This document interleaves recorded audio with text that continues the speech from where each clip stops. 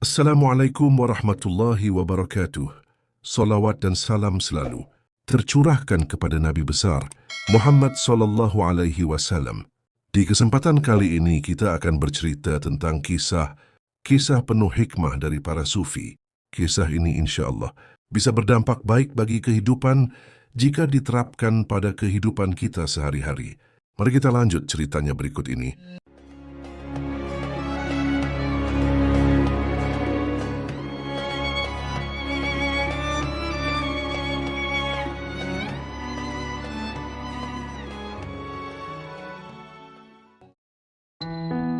Pada suatu hari, seorang sufi besar yang terkenal dengan kezuhudan dan ilmunya bernama Ibrahim bin Adham sedang berjalan di pasar.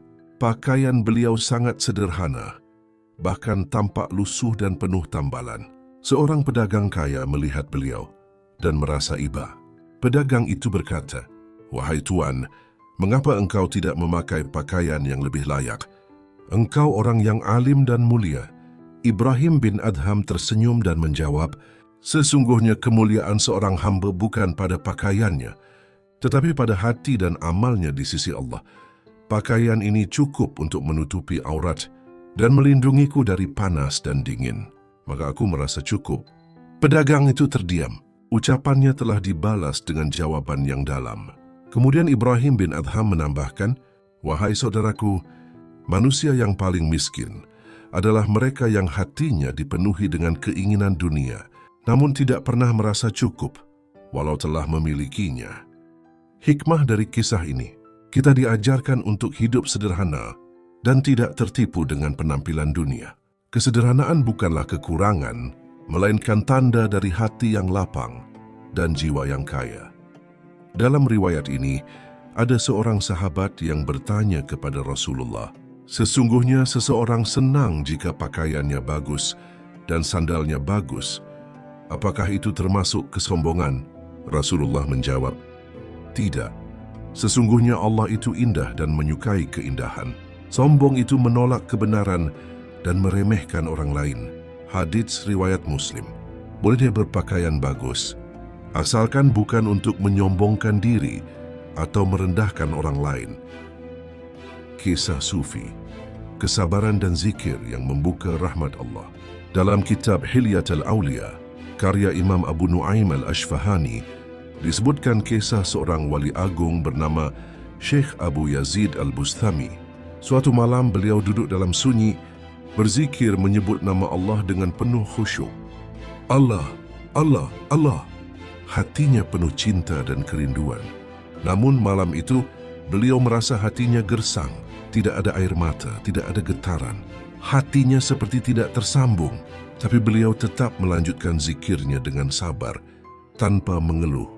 Muridnya bertanya, "Wahai Tuan, mengapa engkau terus menyebut nama Allah, padahal malam ini tampaknya engkau tidak mendapatkan rasa seperti biasanya?" Syekh Abu Yazid menjawab, "Aku tidak berzikir agar merasakan nikmat. Aku berzikir karena aku adalah hamba dan Allah adalah Tuhanku. Bila ia bukakan pintu rasa, itu karunia. Bila ia menutupnya, aku tetap akan mengetuk." Beberapa saat kemudian, Syekh Abu Yazid menangis, sujud dan berkata, "Demi Allah, malam ini lebih indah dari 1000 malam sebelumnya, karena aku belajar sabar dalam keringnya rasa." Kesimpulannya, zikir bukan soal perasaan semata, tapi penghambaan. Kadang Allah menunda rasa nikmat zikir agar kita belajar ikhlas dan sabar. Bagi yang terus mengamalkan zikir, meski tak selalu menangis, rahmat Allah tetap turun. Dalam sunyi ia hadir. Rasulullah bersabda, "Aku bersama hambaku ketika dia mengingatku, dan jika ia mengingatku dalam dirinya, maka aku mengingatnya dalam diriku." Hadits riwayat Bukhari dan Muslim. Balasan sedekah dikisahkan dalam kitab Shifat al-Shafwah, karya Ibnul Jauzi. Pada suatu hari, seorang sufi bernama Hatim al-Asham yang terkenal dengan kezuhudan dan keyakinannya kepada Allah sedang duduk bersama murid-muridnya. Tiba-tiba datang seorang fakir yang meminta sedekah. Hatim melihat ke dalam sakunya dan yang tersisa hanya 2 keping dirham. Itu pun untuk makan malam keluarganya. Namun dengan hati penuh tawakal, ia memberikan 1 dirham kepada si fakir. Muridnya bertanya, "Wahai guru, apakah engkau tidak khawatir keluargamu kelaparan malam ini?" Hatim menjawab dengan tenang, "Aku lebih khawatir jika aku menahan apa yang Allah titipkan padaku." Lalu ditanya di hari kiamat, "Mengapa engkau tolak orang yang aku kirimkan padamu?" Malam itu Hatim pulang ke rumah dengan 1 dirham tersisa. Istrinya memasak dengan apa yang ada, seadanya. Namun menjelang malam, datang seorang pedagang kaya yang mengetuk pintunya. Pedagang itu berkata, "Wahai Tuan Hatim, aku bermimpi 3 malam berturut-turut. Dalam mimpiku, aku diperintahkan untuk memberikan separuh hartaku kepada Hatim Al-Asham. Malam ini aku datang membawanya." Dan benar, pedagang itu menyerahkan kantong besar berisi emas dan perak. Hatim menangis, bukan karena harta, tapi karena Allah langsung membalas 1 dirham yang ia sedekahkan dengan berlipat-lipat. Kesimpulan, sedekah yang dilakukan dengan ikhlas dan penuh keyakinan tidak akan mengurangi harta, bahkan bisa mendatangkan keberkahan dan balasan yang tidak disangka-sangka. Yang penting adalah niatnya, lillahi ta'ala. Hadits Rasulullah, tidak akan berkurang harta karena sedekah, tetapi Allah akan menambah kemuliaan bagi hamba yang bersedekah dan merendahkan diri karenanya. Hadits riwayat Muslim, barang siapa memberi makan seorang mukmin hingga kenyang dari rasa lapar, maka Allah akan memasukkannya ke dalam salah satu pintu surga yang tidak dimasuki, kecuali oleh orang-orang seperti dia. Hadits riwayat Tabrani dalam Al-Mu'jam Al-Kabir. Keajaiban zikir sang penjual roti dikisahkan dalam kitab Shifat Al-Shafwah karya Ibn Al-Jauzi dan juga disebut dalam beberapa atsar salaf. Suatu malam, Imam Ahmad bin Hanbal, ulama besar yang dikenal luas keilmuannya, melakukan perjalanan ke suatu kota asing. Karena tak dikenal orang, beliau tidak mendapat tempat bermalam dan akhirnya tidur di serambi masjid. Namun penjaga masjid mengusirnya. Imam Ahmad pun berpindah dan duduk di depan sebuah toko roti. Pemilik toko itu melihat beliau dan karena merasa iba, ia menawarkan tempat menginap di dalam tokonya. Sepanjang malam Imam Ahmad memperhatikan sesuatu yang luar biasa. Tukang roti itu tidak berhenti berzikir. Setiap adonan ia uleni, setiap adonan ia panggang, bibirnya selalu menyebut Subhanallah, Alhamdulillah, La ilaha illallah, Allahu Akbar. Imam Ahmad bertanya, "Sudah berapa lama engkau lakukan ini?"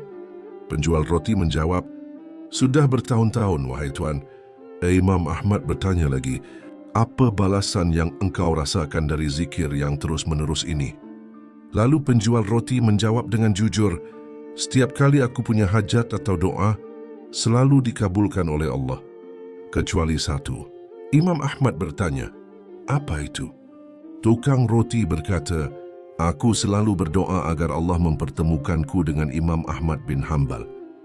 Imam Ahmad tersenyum meneteskan air mata, lalu berkata, "Akulah Ahmad bin Hanbal. Demi Allah, karena zikir mula Allah menyeretku ke pintu tokomu malam ini." Kesimpulannya, zikir bukan hanya mendekatkan kita pada Allah, tapi juga mendatangkan keberkahan dan pengabulan doa. Teruslah berzikir walau tak langsung melihat hasilnya, sebab Allah tahu waktu yang paling tepat untuk mengabulkannya. Orang yang istiqamah dalam zikir akan Allah beri pertolongan dengan cara-cara yang tak terduga. Hadits Rasulullah, perumpamaan orang yang berzikir kepada Tuhannya dan yang tidak berzikir seperti orang hidup dan orang mati. Hadits riwayat Bukhari. Barang siapa memperbanyak istighfar, niscaya Allah akan memberinya jalan keluar dari setiap kesusahan, solusi dari setiap kesempitan, dan memberinya rezeki dari arah yang tidak disangka-sangka. Hadits riwayat Ahmad. Hikmah di balik ujian. Kisah anak yang hilang dikisahkan dalam kitab Ar-Risalah Al-Qusyairiyah karya Imam Al-Qusyairi. Seorang sufi besar bernama Abu Kilabah pernah diuji dengan ujian yang sangat berat. Anak satu-satunya hilang entah kemana. Hari-hari berlalu. Abu Kilabah tetap beribadah dan tidak sedikit pun mengeluh. Setiap malam ia berkata dalam doanya, "Ya Allah, aku rida atas apapun yang Kau tetapkan, meski aku tak mengerti hikmahnya sekarang." Suatu hari, ada seseorang datang dari negeri jauh dan membawa kabar. "Apakah engkau Abu Qilabah?" "Ya," jawabnya. Orang itu berkata, "Aku menemukan anakmu yang hilang. Ia dirawat oleh sekelompok pedagang di negeri kami, dan sekarang ia sudah tumbuh menjadi anak yang syaleh dan hafal Al-Quran." Abu Qilabah meneteskan air mata, bukan karena bahagia semata, tapi karena sadar, Allah tidak mengambil anakku, Ia hanya menitipkannya di tempat yang lebih baik agar kembali padaku dengan cahaya iman. Kesimpulan dari kisah ini, tidak semua musibah itu buruk. Kadang Allah sedang menyusun takdir yang lebih indah. Ketika kita bersabar, kita sedang menanam pahala besar. Terkadang Allah menunda jawaban doa karena Dia ingin memperindah hasil akhirnya. Hadits Rasulullah. Sungguh menakjubkan perkara orang yang beriman. Semua urusannya adalah baik. Jika mendapat kesenangan, ia bersyukur, itu baik baginya. Jika mendapat musibah, ia bersabar, itu pun baik baginya. Hadits riwayat Muslim. Barang siapa bertakwa kepada Allah, niscaya Allah akan memberinya jalan keluar dan rezeki dari arah yang tidak disangka-sangka. Quran Surah At-Talaq ayat 23. Kisah jin penunggu rumah kosong dikisahkan dalam kitab Tazkiratul Awliya karya Fariduddin Attar. Suatu hari, seorang sufi bernama Syekh Ma'ruf Al-Karhi sedang berjalan melewati sebuah kawasan tua di pinggir kota, Baghdad. Ia melihat sebuah rumah tua dan kosong dengan pintu terbuka, jendela berderit, dan suasana yang terasa ganjil. Orang-orang di sekitarnya berkata, "Wahai Syekh, jangan dekati rumah itu. Orang-orang bilang itu dihuni oleh jin. Siapapun yang tidur di dalamnya akan terganggu atau kerasukan." Syekh Ma'ruf hanya tersenyum lalu berkata, "Bukankah bumi Allah ini luas? Bukankah zikir bisa menenangkan segala makhluk, baik manusia maupun jin?" Malam itu, beliau masuk ke dalam rumah tersebut sendirian, lalu berwudu dan duduk berzikir.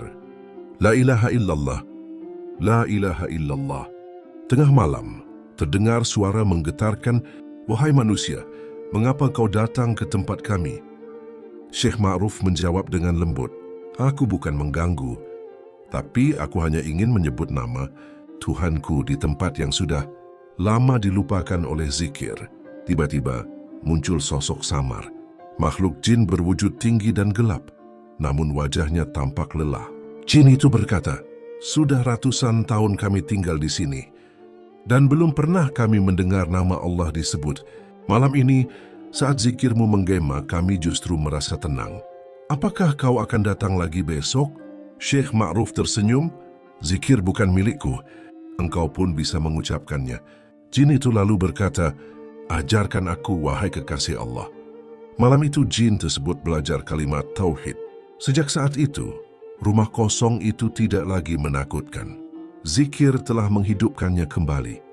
Bukan hanya bagi manusia, tetapi juga bagi jin yang lupa kepada Allah. Kesimpulan, zikir bisa melembutkan hati manusia maupun jin. Jangan takut pada tempat. Takutlah bila tidak membawa nama Allah kemana pun pergi. Jin juga makhluk Allah. Mereka pun bisa mendapat hidayah. Hadits Rasulullah Shallallahu Alaihi Wasallam. Sesungguhnya jin itu mendatangi kalian sebagaimana manusia mendatangi temannya. Maka jika kalian merasa terganggu, bacalah zikir dan mohon perlindungan kepada Allah. Diriwayatkan oleh Imam Muslim, "Sesungguhnya kami telah mengutus jin kepada engkau, wahai Muhammad." Lalu mereka mendengarkan Al-Quran dan berkata, "Sesungguhnya kami telah mendengar bacaan yang menakjubkan." Al-Quran Surah Al-Jin ayat 1. Balasan perbuatan baik di masa lalu dikisahkan dalam berbagai kitab hikmah dan atsar salaf. Seorang lelaki syaleh sedang melakukan perjalanan jauh di tengah gurun yang panas. Di tengah jalan ia kehausan, namun tidak menemukan sumur atau sumber air. Kakinya hampir tak kuat melangkah lagi. Tiba-tiba, ia melihat sebuah rumah kecil di tengah padang pasir. Ia mengetuk pintu dengan lemah. Keluarlah seorang lelaki tua yang menyambutnya dengan senyum, memberinya air, dan mengizinkannya beristirahat. Setelah beberapa jam, lelaki itu kembali kuat dan hendak melanjutkan perjalanan. Ia mengucapkan terima kasih kepada sang pemilik rumah. Namun orang tua itu hanya berkata, "Jangan berterima kasih kepadaku, aku hanya membalas kebaikan yang pernah kau lakukan dahulu." Lelaki itu terkejut, "Kebaikan apa? Ku bahkan tidak mengenalmu." Orang tua itu menjawab, "Puluhan tahun lalu, saat aku masih muda dan miskin, aku tersesat dan kelaparan di pinggir kota. Kau yang memberiku roti dan menunjukkanku jalan. Hari ini, Allah membalasnya dengan membawamu ke rumahku saat kau membutuhkan pertolongan." Lelaki itu terdiam, air matanya mengalir. Ia sadar bahwa kebaikan kecil yang dilakukan dengan ikhlas, meskipun sudah dilupakan, tetap dicatat dan dibalas oleh Allah dengan cara yang menakjubkan. Kesimpulan, tidak ada perbuatan baik yang sia-sia. Sekecil apapun, Allah menyimpan setiap kebaikan dan membalasnya di waktu yang paling tepat. Kadang, pertolongan datang dari arah yang tidak disangka karena amal masa lalu. Hadits Rasulullah Shallallahu Alaihi Wasallam, "Barang siapa yang menolong saudaranya, maka Allah akan menolongnya." Diriwayatkan oleh Imam Muslim. Sesungguhnya Allah tidak akan menyia-nyiakan pahala orang-orang yang berbuat baik.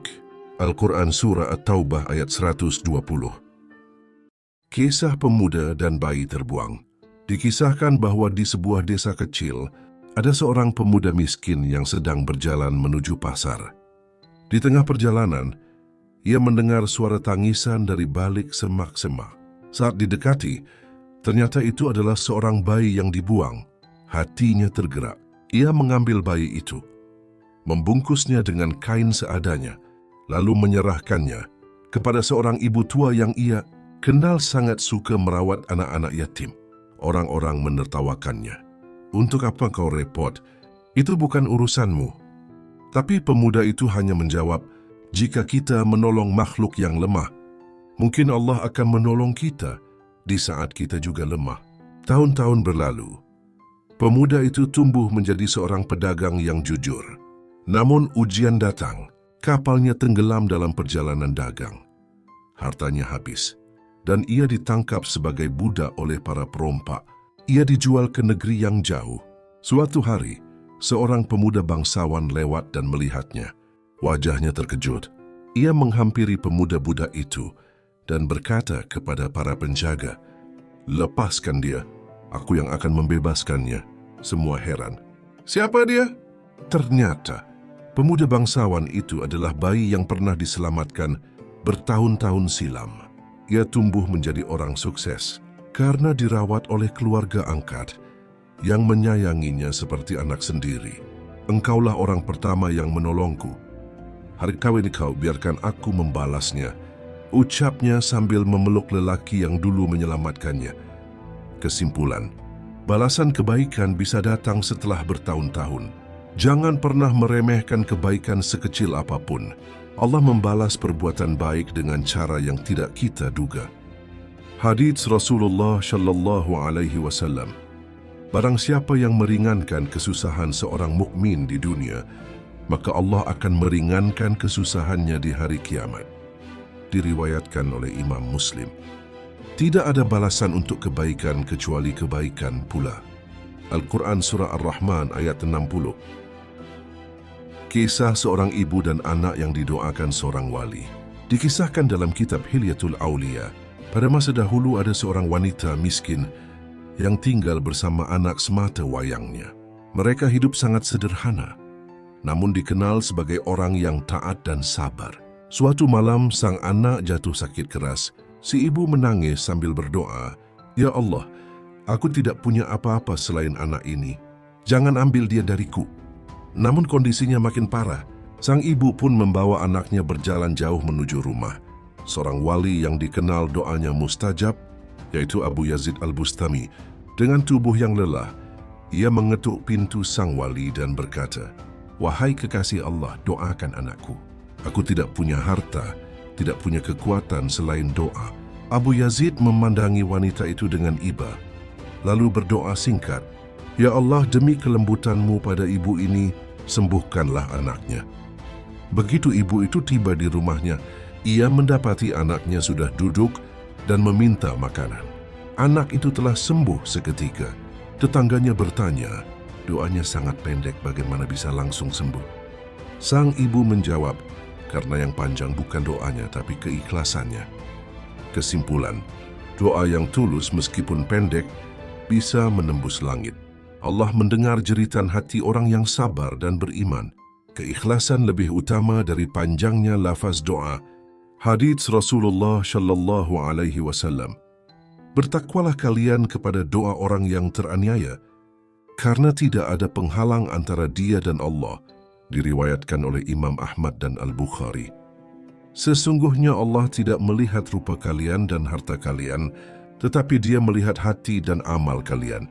Diriwayatkan oleh Imam Muslim. Kisah wali yang diuji sakit, Ayyub bin Khalid Al-Anbari.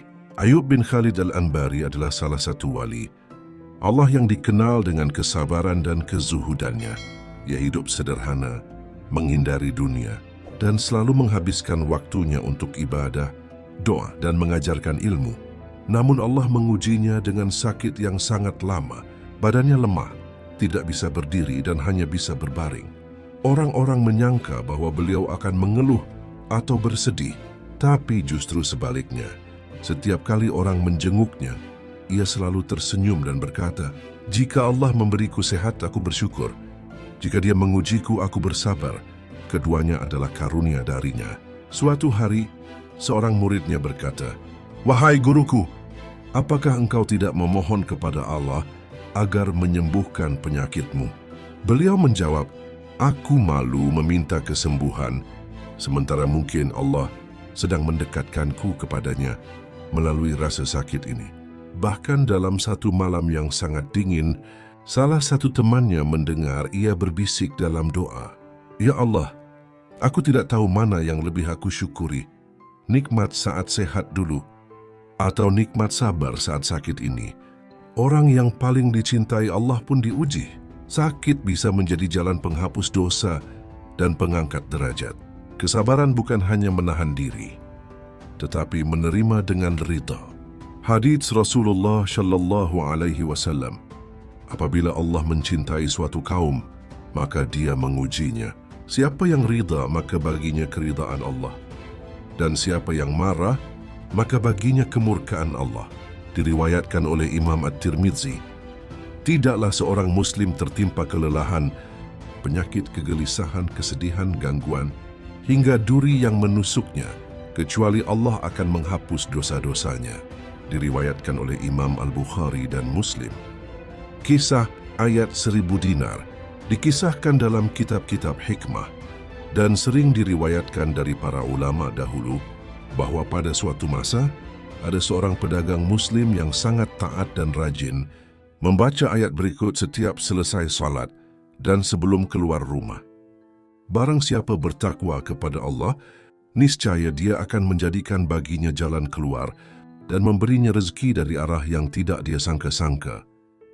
Dan barang siapa bertawakal kepada Allah, niscaya Allah akan mencukupkan keperluannya. Surah At-Talaq ayat 2-3. Pedagang ini terkenal jujur dan selalu menolak riba. Suatu hari ia mengalami kebangkrutan besar karena kapalnya tenggelam dalam pelayaran. Ia kehilangan hampir semua hartanya, tetapi ia tetap sabar dan terus membaca ayat itu setiap hari tanpa henti. Banyak orang yang menyuruhnya berhenti berdagang dan bekerja kepada orang lain, tapi ia berkata, "Cukuplah Allah sebagai penolongku. Aku yakin ayat ini bukan hanya sekadar bacaan tapi janji." Beberapa bulan kemudian, seorang saudagar kaya dari negeri lain datang mencarinya. Ternyata, salah satu kru kapal yang selamat membawa cerita tentang kejujuran dan kebaikan sang pedagang. Saudagar itu berkata, "Saya butuh orang yang bisa dipercaya untuk mengelola bisnis saya. Semua orang menyebutkan namamu." Akhirnya, pedagang itu mendapatkan kembali rezekinya, bahkan jauh lebih banyak dari sebelumnya, dan ia dikenal luas sebagai orang yang selalu menyandarkan hidupnya kepada Allah. Ayat ini bukan sekadar bacaan, tapi janji Allah bagi orang yang bertakwa dan bertawakal. Rezeki bisa datang dari jalan yang tidak disangka, asal hati tetap bersih dan yakin pada pertolongan Allah. Musibah bukan akhir dari segalanya, tetapi pintu menuju keberkahan bagi yang bersabar. Hadits Rasulullah Shallallahu Alaihi Wasallam.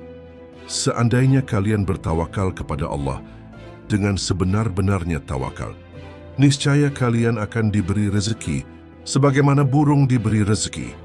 Ia keluar pagi dalam keadaan lapar dan kembali sore dalam keadaan kenyang. Diriwayatkan oleh Imam At-Tirmidzi. Kisah pengemis yang ternyata malaikat dikisahkan pada zaman dahulu. Hidup seorang saudagar kaya yang dikenal sangat dermawan. Setiap hari, ia membagi hartanya kepada fakir miskin dan membantu orang-orang yang membutuhkan.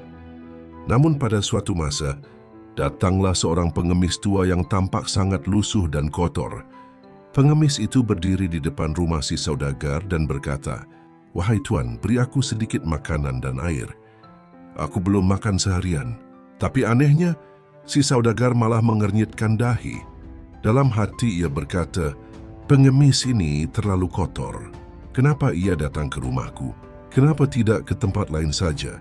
Karena merasa jijik dan tidak nyaman, ia menyuruh pembantunya memberikan makanan seadanya dari dapur belakang.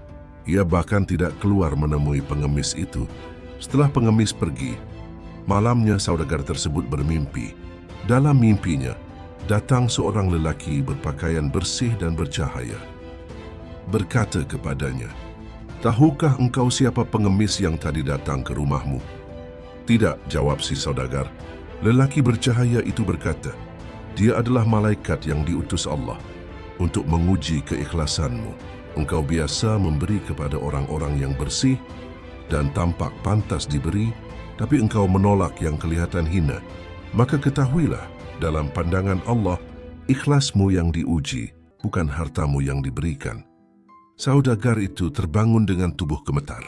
Ia menangis sepanjang malam dan bertobat, serta memperbaiki niat dan caranya bersedekah setelah kejadian itu.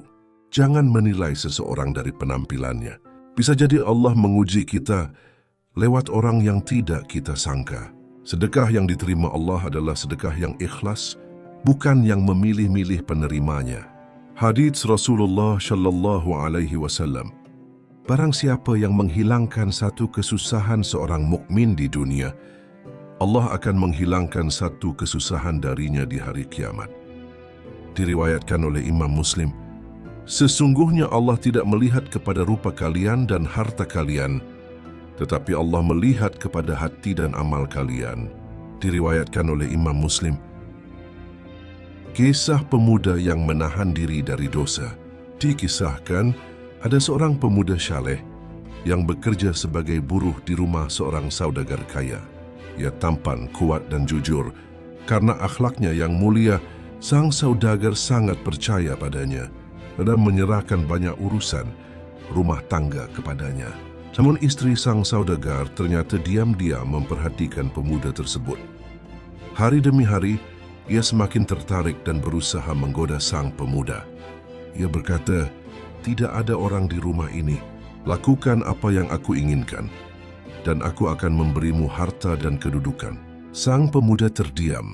"Sesungguhnya aku lebih takut kepada Allah daripada manusia. Aku lebih memilih kehormatan dan ridhanya daripada kenikmatan."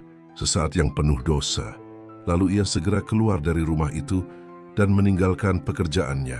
Di malam harinya, ia berdoa sambil menangis, "Ya Allah, aku meninggalkan pekerjaan ini karena ingin menjaga diriku dari maksiat. Maka jangan kau biarkan aku kelaparan dan hina." Allah mengabulkan doanya. Tidak lama kemudian, pemuda itu mendapatkan pekerjaan yang lebih baik dari seorang ulama kaya. Ulama itu bahkan menikahkannya dengan putrinya karena terpesona oleh akhlaknya. Kesimpulan, menahan diri dari dosa bisa jadi jalan datangnya pertolongan Allah. Keberkahan hidup datang bukan dari harta, tapi dari ketaatan dan rasa takut kepada Allah. Allah mengganti apa yang ditinggalkan karenanya dengan yang lebih baik. Hadits Rasulullah Shallallahu Alaihi Wasallam. Barang siapa meninggalkan sesuatu karena Allah, niscaya Allah akan menggantinya dengan yang lebih baik darinya. Diriwayatkan oleh Imam Ahmad, sesungguhnya dunia ini manis dan hijau, dan sesungguhnya Allah menjadikan kalian khalifah di dalamnya, maka perhatikanlah bagaimana kalian berbuat. Diriwayatkan oleh Imam Muslim. Kisah Imam Ahmad bin Hanbal saat ujian fitnah, Khalq Al-Quran. Pada masa kekhalifahan Bani Abbasiyah, terjadi sebuah ujian besar bagi umat Islam yang dikenal dengan nama fitnah Khalq Al-Quran, yaitu keyakinan sesat bahwa Al-Quran adalah makhluk bukan kalam Allah. Khalifah saat itu, Al-Ma'mun, memaksakan keyakinan ini kepada seluruh ulama, dan siapa saja yang menolak akan disiksa atau bahkan dibunuh. Banyak ulama tidak sanggup menahan siksaan dan terpaksa mengikuti pendapat penguasa. Tapi Imam Ahmad bin Hanbal berdiri teguh. Ia berkata, Al-Quran adalah kalamullah, firman Allah, bukan makhluk.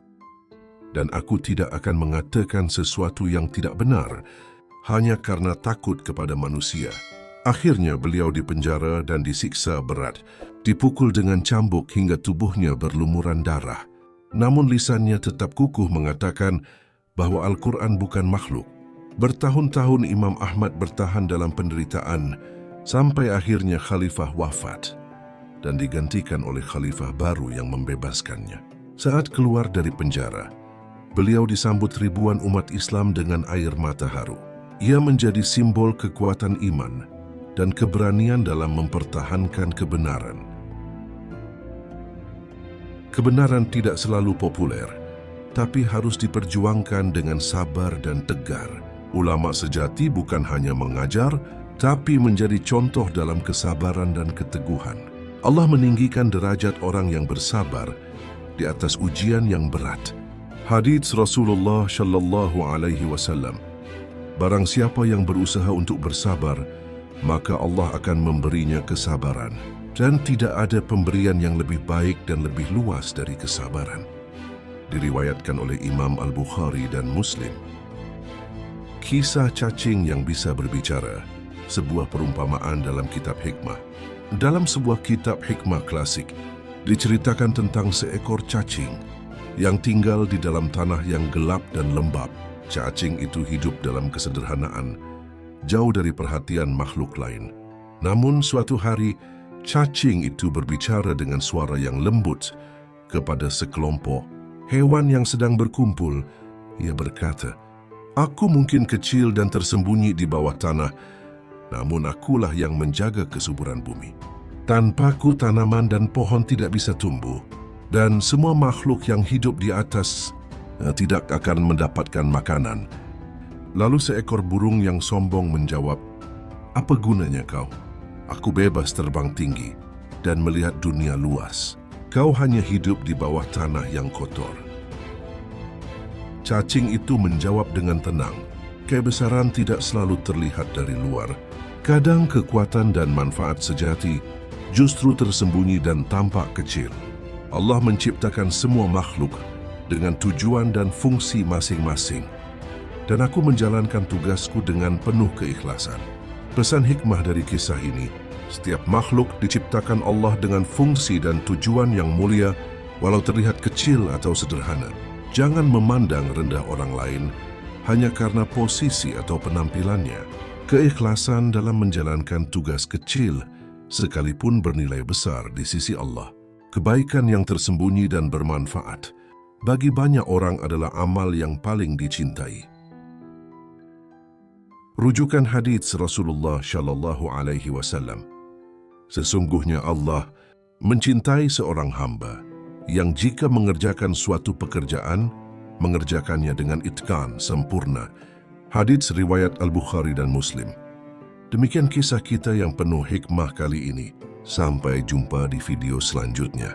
Wassalamualaikum warahmatullahi wabarakatuh.